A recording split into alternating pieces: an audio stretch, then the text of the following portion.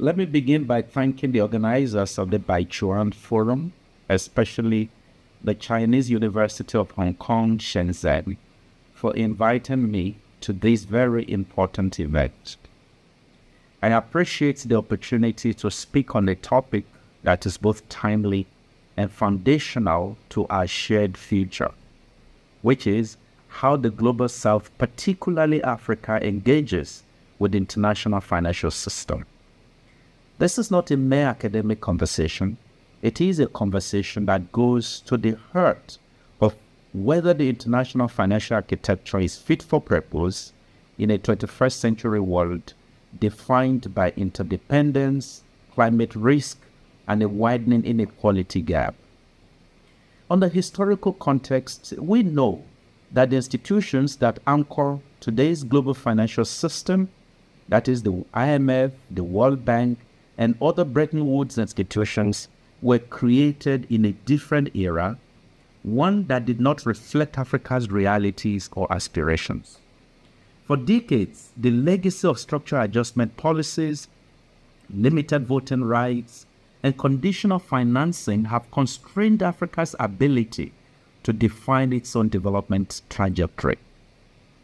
While there are some recent progress, which includes recent SDR allocations and new climate financing pledges, it is essential to recognize that these initiatives often fall short of structural transformation. Africa remains on the margins of decision-making processes despite being central to many global challenges and solutions. There are some current challenges worth highlighting. Today, the continent faces three interrelated challenges in its engagement with the global financial system. Number one, debt sustainability and cost of capital. African countries are paying a premium for global capital. Bond yields remain disproportionately high, not because of fundamentals, but due to perceived risk and credit rating bias. These undermines fiscal space and diverts resources from social and infrastructure investment. Number two, inflexible financial instruments. Development financing mechanisms often impose rigid conditions, timelines, and policy prescriptions that don't align with the domestic realities and priorities in African countries. They also underemphasize resilience, inclusion, and innovation. Climate and pandemic financing gaps is the third one, where Africa, while contributing less than 4% of global emissions, faces some of the highest climate adaptation costs. The mechanisms to finance these needs, like the Green Climate Fund, are undercapitalized and slow-moving. What therefore are the Africa's strategic priorities? Well, Africa's engagements with the international financial system must shift from transactional mode to transformational mode. Let me highlight four policy areas where Africa is asserting agency. Number one, governance of international financial institutions. Africa needs greater representation and voice in multilateral institutions. Voting rights reform at the IMF and the World Bank must reflect economic realities and demographic weight. Second, regional financial architecture.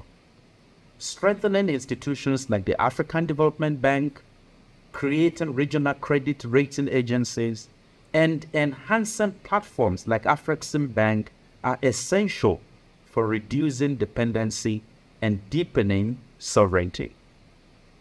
Number two, blended finance and domestic resource mobilization. Africa must scale innovative financing instruments, improve tax collection, and reduce illicit financial flows. Multilateral cooperation is needed to address these leakages effectively. And the next point is digital transformation in finance.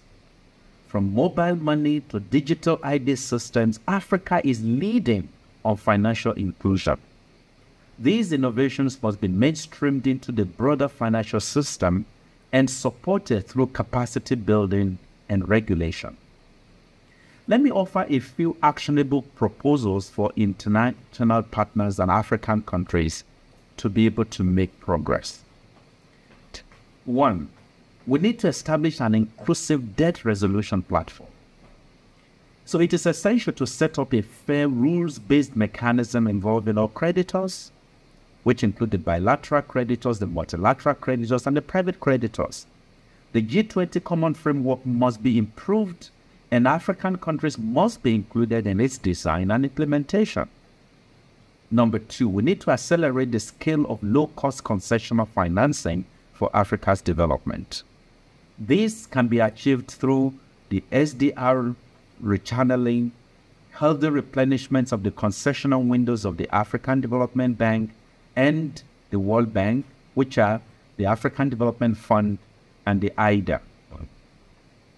It is also important that we reform the global tax governance to make it more transparent and make it more inclusive.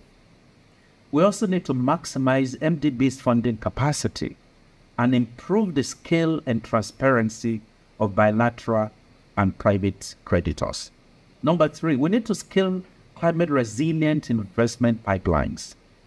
Development partners should co-invest in African-led climate initiatives, from green bonds to sustainable infrastructure under African ownership and control. And number 4, we need to reform the governance structure of global financial institutions to make them more inclusive. This will aim at enhancing Africa's voice in the global financial architecture. Increasing Africa's voice in the global financial institutions will increase its ownership of decisions that are taken in these organizations, and this is in line with the growing importance of the continent at the global stage. We also need to reform the global debt architecture to make it more transparent, to make it more nimble, to make it more accessible, and make it more affordable to developing countries. So in conclusion, we all know that we're at an inflection point, and the international financial system must evolve from one of asymmetry and reaction to one of equity and resilience. Africa's engagement must no longer be through the back door of crisis response. It must be through the front door of strategic partnership. Africa's engagement with the international financial system must no longer be about charity or crisis response.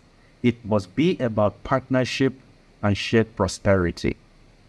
The Global South and Africa in particular is not asking for favors. We are asserting our right to a seat at the table and a voice in the rules that shape our future.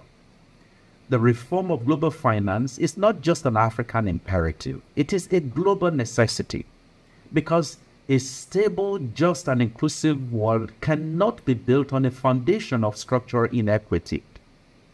This forum is an opportunity not only to critique the status quo, but to shape the next chapter of financial cooperation. Let us act decisively, collaboratively, and with the future in mind. Let us build a new financial architecture by all, for all, and for the benefit of all of us.